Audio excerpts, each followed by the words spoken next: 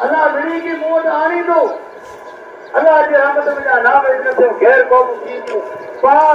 एक इंसान अल्लाह जब आया नमाज पढ़ने वाला नाम लिख दिया ए इसको नमाज नहीं पढ़े अपने नाम लिख दिया हाय यार आसमान के दरवाजा हाथ मुंह करोगा किना पर भगवान है किना पर जो के मुल्क में दीन आई रब्बुल आलमीन हमारे सार के आज उन्हें शुक्रगुजार थी उन नेमतें जी बयान जादो वैसा दन रब्बुकुम वलाइन शकरतुम नज़ीदन्नकुम वलाइन कफरतुम जेकर मुझे रब जी नेमतें जी शुक्रगुजारी करना ताकि वधारे दी तो जेकर ना फरमानी गुनाह जो कम किया था अल्लाह आका नेमत सतेगी न देतेगी न ऊपर किया था अल्लाह करे अल्लाह जो हुक्म है अल्लाह की रहमत में नाम थी असी बीमारी मुल्क में घेरो के सारे मुल्क में बीमारी वबा फैली ताकि शौकत रब जो भी सुबह जो वबा हुकूमत रहती थी मुझे घर में सवारी कलम कर दी उठे में इलाके में कीमती मालूम या अपने बीमारी में फिर तुम्हारे वक्त मिले हुए और फिर तुम्हारे दिमाग की रही कोई बीमारी मुल्क में रवानी थी हुई अल्लाह ने वाणी की दुआ किया वजह से खबर थी हुई वो दुकान में खास सारी बात आने दुकान है बीमारी में दुकान का भाई है अल्लाह ने मोहम्मद वाणी को सजदा को शर्म आया करे अल्लाह आसमान में दरवाजे को खोले अल्लाह यार भी खबर होता है यार मालूम है ये मालूम पड़ा लेना मछली में कसम तो ते ही बोला विजय का भी बिजारी का हाने नीचे आयो बदरे जा काला हमारा शहर में से क्यों बोला अल्लाह कम और क्या तो मोती बने हो मारो बनी में जा अल्लाह बदरे जा सच्चा मोती जमीन में जा में ए मारो को मनी के तो पानी ते मेरा हो बना एकरा सोना हसी पतरा एकरा काला अल्लाह ने नेमत दे काय को लगानी ना देनी ना शुक्री ए ना कबूल करेंगे अल्लाह उन नेमत को समाज मुल्क जबल के पासे समाज मुल्क को कोई समाज मनकारो अल्लाह है ये जिक्र कुरान करे तो चोरी वाला भाग है बगीचा वायु में वाकर पानी का देने वो वायु में उन औरतों उन जमाने में उन कौमों जरे शुरू के फल तोड़ने नहीं हुई तेरे उनके हाथ न मथे करो बोलो थालो मथे दी कहीं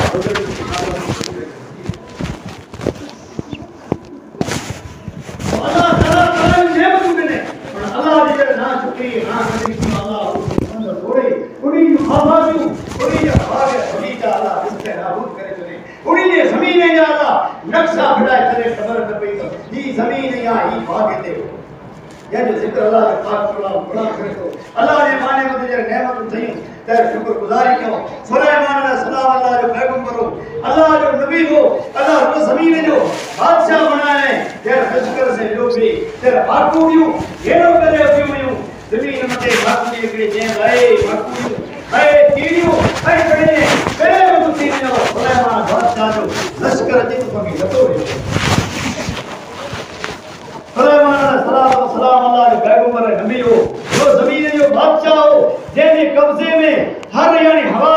पानी हर गाल कब्जे में हुई अल्लाह उनके इख्तियार देने में पैड़ो बादशाह समाज मदा उतरी सजदे में गिरो जे गाल रब्बिया उदीनी अन शुक्र में मद करती मुझा रब्बा सुलेमान मते ए सुलेमान के हां मते तो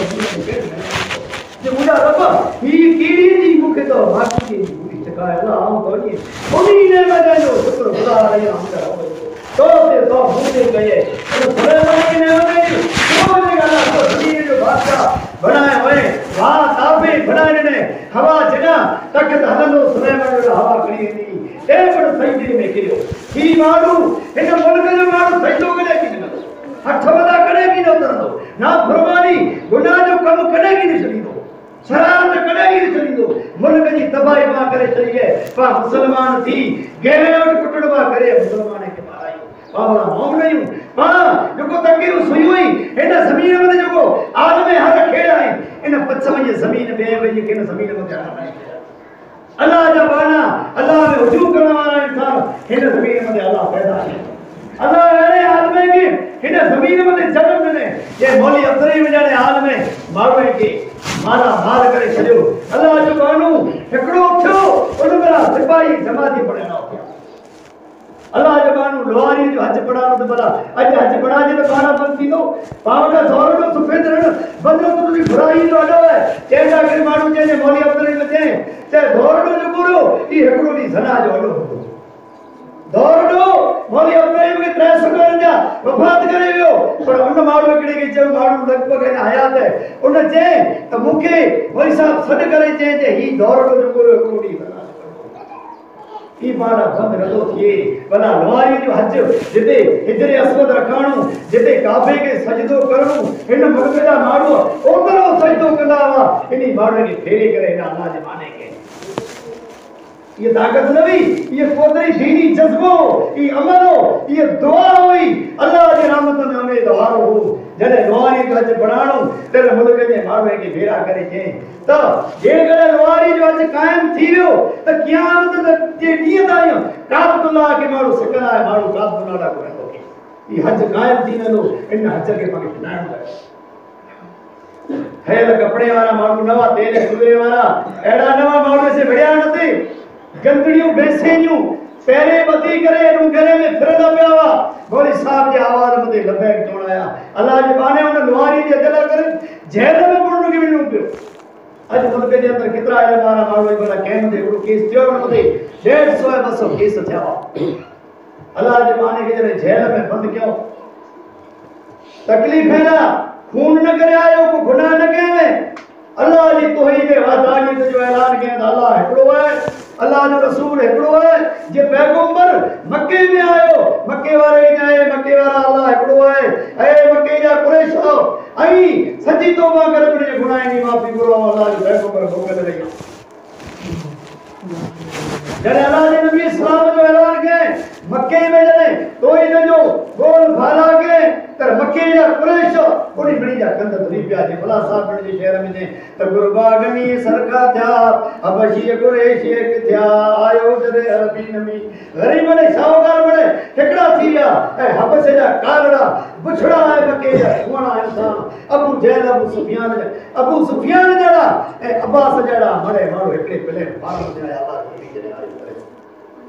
अबू जहल जड़े के किस्मत में लिखो जो बदल में मारा तो ही तो मौली साहब इधर जड़े उठे ए गरीब आवाज मदीने में वही मस्जिद में वो मस्जिद में उते भी नहीं ए मौली साहब के जाए मौली अहमद मिला के सही मारो बनी ने पत्थर कक्कर वाले मुल्क जाई हिया उठे आयो या मौली साहब ई मारो शहर मदीने की कोना भला साहब तो वाई मोरा शहर धोए करे एड़ा नहीं सिपाही के बारे में जो माने दुआरी जो है बंद अंग्रेजन जो ज़मानो को मौली साहब 60-62 माण्हू खणी तंबरी कुआड़ी वारा हितां रवानो थियो वञी उन ज़मीन में पुगो जी वीचारे भला साहब जे शहर में चए त कच्छ का आया के कामल गुडी कोतर का आया अड़े की उडी नाशक नुआरी वई लुडी अल्लाह अकबर थियो जने उतरवा आया आशिक उडी सुवाली से काचे लगा कामल व्या अल्लाह जा बाना पटके अच्छे से विनी करे न लोहारी करे कच्छ का आया के कामल गुडी उतर का आया के उडी लाशक वई लोहारी लुडी अल्लाह अकबर थियो जने लिखरो जते गुटिया जतो मुनकर कुटे पियो मोहमतो जे हज कराए तो मिस्रियाड़ी जो बंबो उन पर जो मथो कोटे जर मला साहब निकरो जते मुठिया जतो मुनकर कुटे पियो मोहमतो देखो लोहारी जो लतो क़यामत जी ॾींहं ताईं अल्लाह जे बाने जी दुआ जे वजह सां उनी मामले जे पगे से दुआ जे ताड़ो लॻे इंशाअल्लाह क़यामत जी ॾींहं ताईं वञी न वो अमल हो ईमानी जज्बो हो वो सच्ची तौबा अल्लाह जे बाने के अल्लाह ताला उन जो ईमान कभी मजबूत जो वो लोहारी जो हज क़यामत जी ॾींहं ताईं और पढ़जे बंद थी वियो ऐं अल्लाह जे घर काबतुल्लाह जो हज कायम थी तो मुसलमानो अल्लाह जी नेमत जी शुक्रगुज़ारी करो ए हाने वरी तई बीमारी अमलो करे थी भरो भरो भरो जे मारो सुको वनी तो तपास कराए तो हिन मारो की डेंगी भरो ये हणे अल्लाह दी ना फरमानी ए गुनाह जा कम जने काय कौम इखलाक में उतरी वेंदी जने कौम में जा शर्म हया वेंदो रहंदो तॾहिं उहा क़ौम जे मस्जिद अलाह जा घर वैरान कंदी अलाह ताला उन क़ौम मथे तरह तरह जी बीमारी अलाह वटि दुआ करो अलाह बुरी बीमारी वबाए करे असांखे बचाए क़यामत ओडी है करीब है क़यामत जूं निशानियूं हुई जे झायल माण्हू जे त क़यामत जा परछाई आहे क़यामत जूं निशानियूं पां वटि मौजूद हुई रसूल अकरम सल्लल्लाहु अलैहि वसल्लम के सुलेमान फारसी रज़ी अल्लाह अन्हु बयान करींदा त हिकिड़ो ॾींहुं अलाह जे घर काबतुल्लाह जो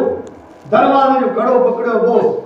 तॾहिं पोइ नबी सल्लल्लाहु अलैहि वसल्लम खे क़यामत जी निशानी जे बारे में पुछियो त अलाह जा रसूल सल्लल्लाहु अलैहि वसल्लम क़यामत जी निशानी में वॾीअ में वॾियूं निशानियूं कीअं कयूं हुई अलाह जे रसूल सल्लल्लाहु अलैहि वसल्लम फरमायो त मुंहिंजी उम्मत में दज्जाल अचींदो जंहिंजो फितनो अहिड़ो हूंदो जो आदम अलैहिस्सलाम वटि क़यामत जे ॾींहं ताईं अहिड़ो फितनो कीन हूंदो अलाह जा रसूल सल्लल्लाहु अलैहि वसल्लम ई अचींदो पंहिंजी उम्मत में नबी सल्लल्लाहु अलैहि वसल्लम फरमायो त वॾे में वॾो फितनो हूंदो दज्जाल जो जेको सारी ज़मीन में घुमंदो फिरंदो अलाह जे नबी फरमायो अलाह उनखे एतिरी ताक़त ॾींदो चवंदो आवां जो रब ई आहे ऐं जेका शइ घुरंदा हुआ के जीवन ना करे तैयार आहियूं नबी सल्लल्लाहु अलैहि वसल्लम साहबा पुछो अल्लाह जा रसूल उन में निशानियूं कहिड़ियूं हुयूं पाण सगोर फरमायो त विराड़ मथे टे अखर लिखियल हूंदा यानी काफर लिखियल हूंदो ऐं उन जी अख हिकिड़ी कहाणी हूंदी अल्लाह जा रसूल सल्लल्लाहु अलैहि वसल्लम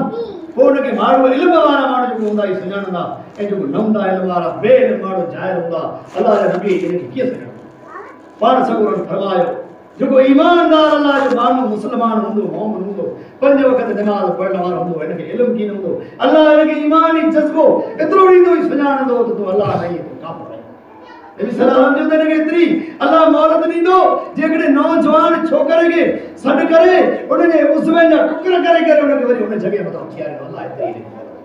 अल्लाह उन आज़माए उन ॾींहं जे इम्तिहान कंदा अल्लाह दज्जाल जे फितने खां मुस्लमान खे बचाए ऐं जो क़बर जो फितनो जेको से हूंदो पहिरीं मंज़िल जेको इहे क़बर आहे क़बर जो गुण पाण खे ख़ौफ़ नाहे क़बर पूरो रोज़ पाण जनाज़ा खणी करे मयत खणी कुले में दफन करया चवंदा बाक़ी की एहसास नथो थिए की अफ़सोस नथो थिए तई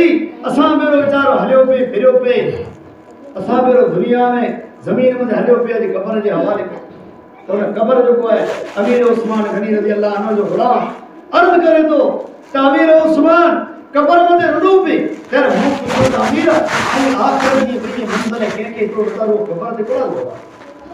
चेद आखिर की पहली मंजिल में जाई मंजिल जो है पहली सीढ़ी जो है पहली पगड़ी है ये क़बर है जे करे ये मंजिल इंशाअल्लाह जे करे ओकरी रासी पार थी वने आसान थी वई त आखिर की भई बड़ा मंजिल जो अल्लाह ताला आसान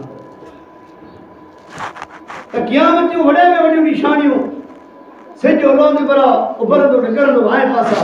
तौबा जो दरवाजो बंद थी वेंदो अल्लाह जे रसूल सल्लल्लाहु अलैहि वसल्लम फरमायो ते अल्लाह जे घर काबतुल्लाह के आखिर ज़माने में क़यामत जे ओडो है करीब एकड़ो हबश जो कारो माण्हू थींदो अल्लाह जे घर काबतुल्लाह के हैरान कंदो काबतुल्लाह के किराईंदो ऐं काबतुल्लाह में आग लगाईंदो ई क़यामत जी वडे में वडी हिकड़ी निशानी है पाण सगोरन फरमायो त क़यामत जे ओडो है करीब फितने जा दरवाजा खुली वेंदा ऐं हर्ज वधी वेंदो असाबे जो हर्ज कहिड़ो जे माण्हू हिकिड़े ॿिए खे माण्हू जो खून करे विझंदा यानी मारे क़यामत जो ॾींहुं जॾहिं थींदो तहिड़ो कातल मक़तूल बया थींदा हू चवंदो मूंखे ख़बर न आई कुरेला मूंखे मारियो ऐं मारींदड़ चवंदो मूंखे ख़बर न आहे मूं हुनखे कुरेला मारियो अल्लाह जे रसूल सल्लल्लाहु अलैहि वसल्लम फरमायो फितने जो दौर वधी वेंदो फितना ज़बरदस्त थींदा ऐं नबी सल्लल्लाहु अलैहि वसल्लम चयो त हिकिड़ी क़यामत जे करीब ओडो आग लॻी आग निकिरंदी हिकिड़ी आग अहिड़ी निकिरंदी जेको माण्हूअ खे मौशर जे मैदान ॾांहुं हकल ईंदी अल्लाह जे नबी फरमायो आग अहिड़ी ख़तरनाक हूंदी जे माण्हू हली हली बेज़ार थी पवंदा तैर ऊंधे मां छड़ंदा ऐं पोइ आग उन जो पीछो कंदी हूंदी पोइ जॾहिं सुबुह जी थींदो माण्हू हलणु शुरू कंदा आग पीछो कंदी हिकिड़ी आग इहे बाक़ी आहिनि हिकिड़ी आग निकिरी वई आहे 654 हिजरीअ में असाबे चयो त अल्लाह जे नबी असांखे चयईं ॿ आग निकिरनि हिकिड़ी आग निकिरई 654 हिजरीअ में मदीने जे माण्हूअ चयो त उहा आग अहिड़ी हुई असां ॾिठी जे इराक जो मुल्क बसरा तंहिंजे उठे जूं गिचियूं तंहिंजे उठे जा कंद इन आग जे साए मथे असां ॾिठा किथे इराक थियो न किथे मदीनो थियो ई आग मदीने में डूंगरे में महीनों भरे पे अल्लाह जी नबी जी पेशन गोई आग निकरी वई हाणे हिकड़ी बाकी है ई आग पण निकरण वारी है अड़ी क़यामत जी निशानी हुई औलाद मां पे जो नाफरमान थी वेंदो ऐं हिकड़ी माण्हू थिया खानदान में आगाह में पंजा औरतूं खेण वारो ने साहब जो या रसूल अल्लाह ई जो औरतूं हिकड़े माण्हू जा हूंदियूं इन जा घर वारा इन जा शौहर बड़ा किड़ा वेंदा अल्लाह जी ने फरमायो फितने जा दौर या जंगी विड़ी थी जंहिंमें माण्हू मरी वेंदा वो औरतूं उन्हीं जे परवरिश में हुनियूं ई आज़माइश में इम्तिहान अञा पाला करे बाकी पियाई अल्लाह इन आज़माइशें इन इम्तिहान में जा पाके अल्लाह ओकार पार करने बचाए सजदा रुकू करो सजदो रुकू जे करे कंदासी त इंशाअल्लाह आफतूं मुसीबतूं मड़े अल्लाह ताला पावता दूर करे छड़ींदो दोज़ख जो अज़ाब जो हूंदो से सख्त हूंदो अल्लाह जे नबी फरमायो त दोज़ख मां हिकड़ी किची निकरंदी गिरदन निकरंदी इया चौंदी त माण्हूअ खे मूंखे हुकुम थियो त उन माण्हूअ खे आऊं पसंद करियां आऊं उन खे हजम करियां उन माण्हूअ खे आऊं खियां उन खे आऊं तकलीफ़ ॾियां अल्लाह जे नबी सल्लल्लाहु अलैहि वसल्लम फरमायो त हिकिड़ो माण्हू जेको शिरक करण वारो शिरक वॾो हिकिड़ो गुनाह नफ़ो नुक़सान मौत हयाती रब्बे ज़ुल जलाल वल इकराम जे हथ में कंहिंजे पण हथ में न नबी पैगंबर औलिया अल्लाह जे हुक्म सवा को के पण नुकसान न पुॼाए न सके सवाइ अल्लाह जे मरण जीअण मौत हयाती बीमारी ॾियण वारी शफ़ा ॾियण वारी ज़ात अल्लाह जी है अल्लाह जी ज़ात सवाइ भई कंहिं ताक़त ऐं क़ुवत न आहे जेको माण्हू शिरक करींदा शिरक ॾोरे बराबर हूंदो नौ जे बराबर हूंदो त अल्लाह ई गुनाह कढे ये त्री शख्सें के त्री इंसान के जहन्नम जो अज़ाब हलो अल्लाह रसूल सल्लल्लाहु अलैहि फरमायो त जहन्नमी के जहन्नम जो दोज़ख जो अज़ाब थींदो तेर पिंड में भेरा थी ने चवंदा त हाणे भेरा थी ने रूह भला मन अल्लाह ताला पाण ई अज़ाब दूर करे वो जहन्नमी दोज़ख के बड़े रोंदा भेरा थी ने रोंदा एकरो रोंदा जे अखी जो पानी खत्म थी वेंदो नाला कुले त बणी वेंदा ते पण की फायदो न थींदो भला दुनिया में तो बण गयो अख मां एकड़ो लुड़क जे करे अल्लाह जे हुक्म में हारे हो तो दोज़ख जी बाहि अल्लाह इन ते हराम करे छॾे पर हाणे बिना तौबा जी माण्हू मरी विया आहिनि शिरक मथे मरी विया आहिनि गुनाह जे कम ते मरी विया आहिनि इन्ही माण्हू लाइ करे हाणे रूह की पण फ़ाइदो थी नथो रूई जॾहिं थकी पवंदा तंहिं हाणे चवंदा सब्र कयो पोइ दोज़ख खे मड़े सब्र कंदा माठ करे न वेही रहो सब्र कंदा सब्र पण की फ़ाइदो दोज़ख जो दारो बदसूरत मलाइक कुरान चए तो जंहिंजो नालो मालिक है वो अहिड़ो मलाइक है बेरौब मलाइक है दोज़ख जो दारो को चौकीदार है दोज़ख जे दरवाजे मथे उभर हूंदो दोज़खी फरियाद कंदा तरे माण्हू हिकिड़ो चवंदो त वञो हिन मालिक वटि वञो इन मालिक मलाइक जेको आहे ई दोज़ख जो चौकीदार है हिन ते वञी फरियाद करियो दोज़खी जूं जमातनि जूं जमातूं टोले जा टोला उन वटि वञी फरियाद कंदा ऐ मालिक दोज़ख जा चौकीदार ऐ दोज़ख जा दरबारी ऐ दोज़ख जा राकू असांखे अल्लाह वटि फरियाद कर त हिन अज़ाब खां असांखे बचाए अल्लाह जो रसूल सल्लल्लाहु अलैहि वसल्लम फरमायो तो मलाइक अहिड़ो है जे दोज़ख जी बाहि दोज़ख जो अज़ाब ॾिसी वञे अल्लाह शिकिल खे फेरे जवाब कीअं ॾेई सघे कॾहिं जवाब कीअं ॾींदो सदियूं कई जॾहिं वटे वेंदियूं 100,000 वरे जॾहिं गुज़री वेंदा तेर दोज़खीअ खे चवंदो त हाणे आला करे सब्र भलो न आहे हाणे हिन दोज़ख जे बाहि में भरो आला करे फरियाद त उन ॾींहं जो उन दोज़ख जो पाण ख़ौफ़ हुए त नौजवान पाण ऐं पोड़ा सची तौबा करियूं शिरक कना गुनाह जे कम कना बचो गुनाह जो कम जेको आहे ॻाल्हि में पाण सौ खणंदा सौ जो अल्लाह जे सौ सवा मजबूरी ज़रूरत वे अल्लाह जे सौ सवा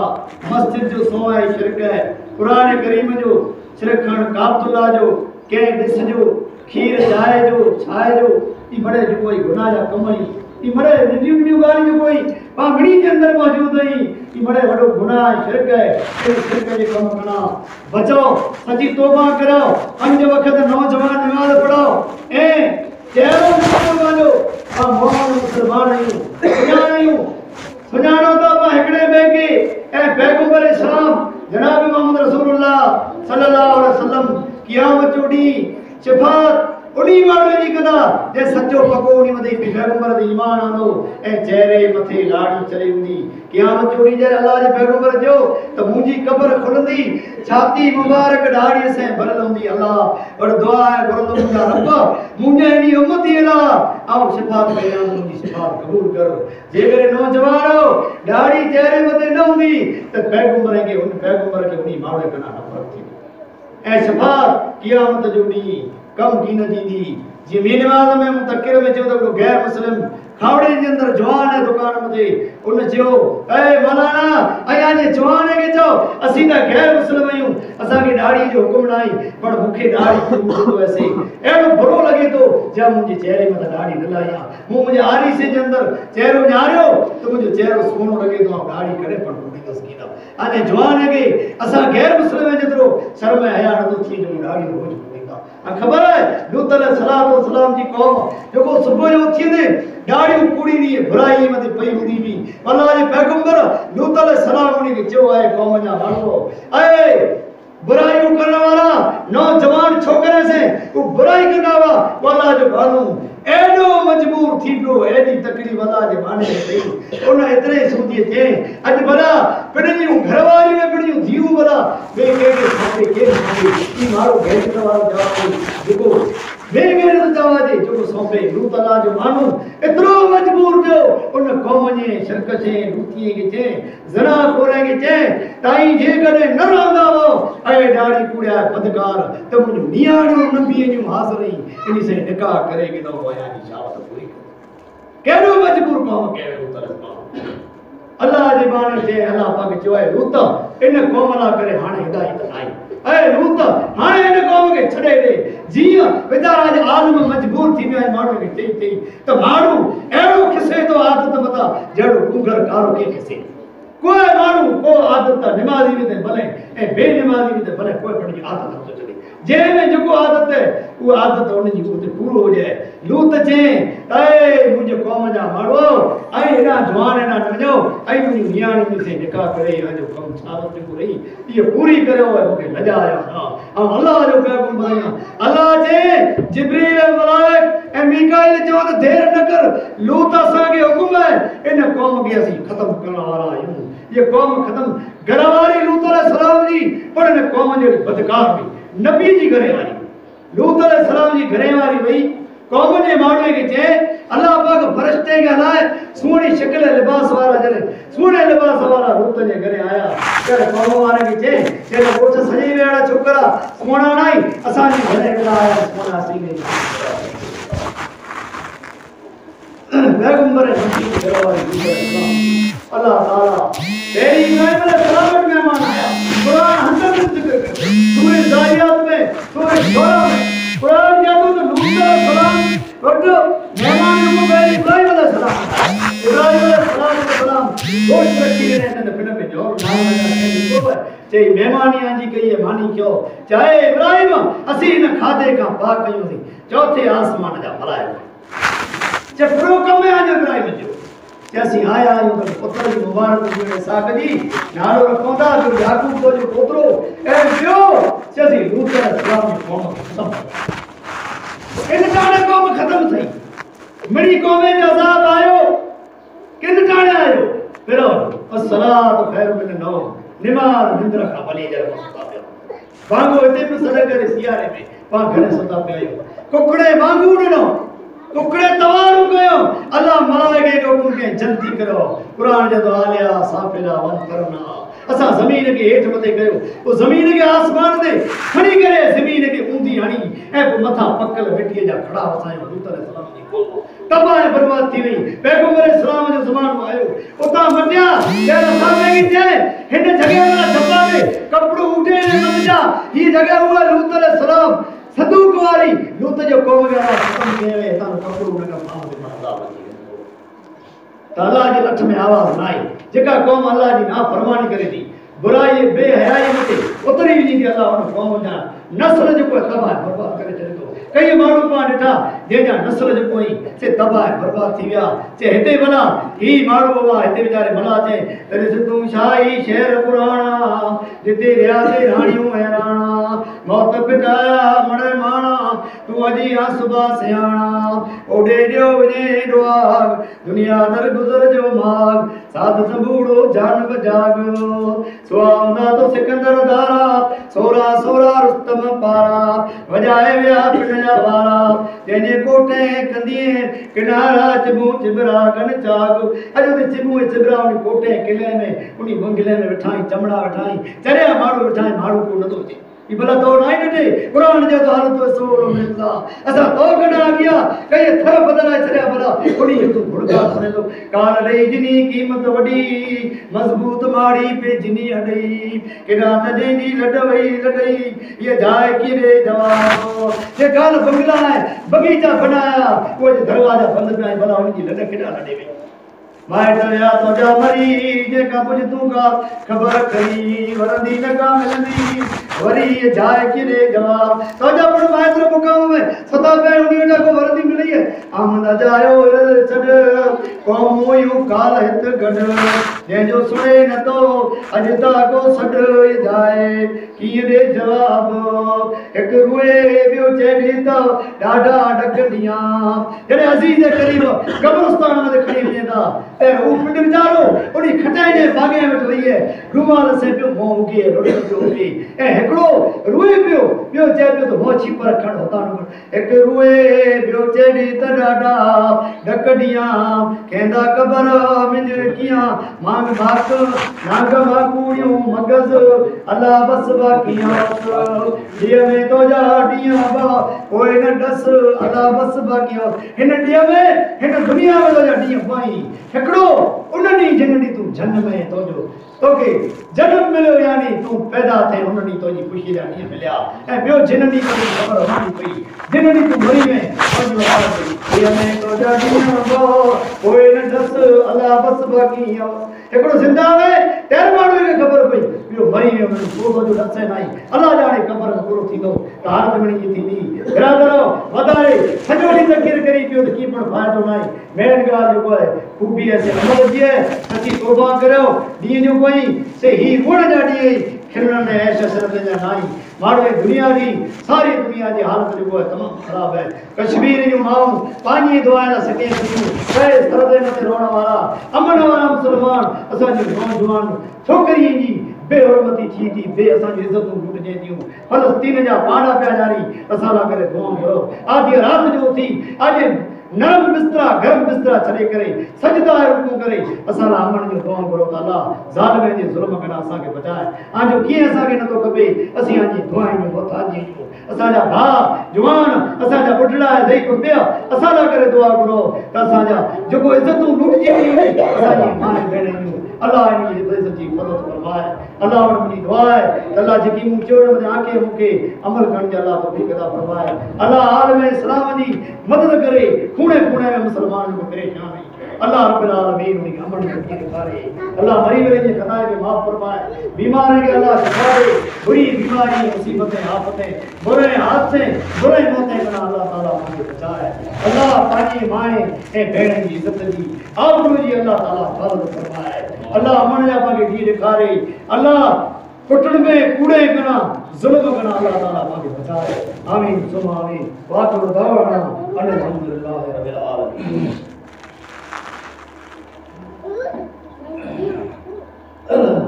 अल्हम्दुलिल्लाह